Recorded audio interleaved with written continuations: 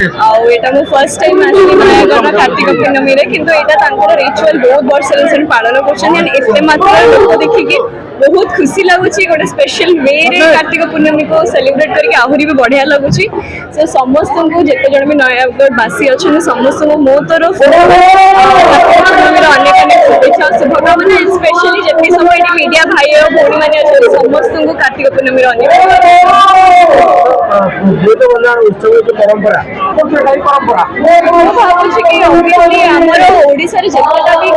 festivals अच्छी जेतटा भी festivals आम पालन कर सबुथर किछि ना किछि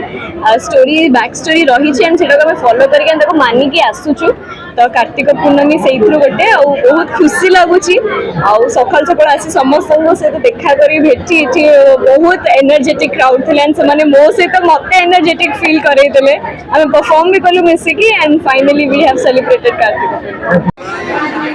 ओडिशार इतिहास ऐतिह्य एवं गर्व गारिमा को नहीं ये जो परंपरा को आम पालन करुचु आमर पूर्वपुरुष मान वीरत्वर गाथा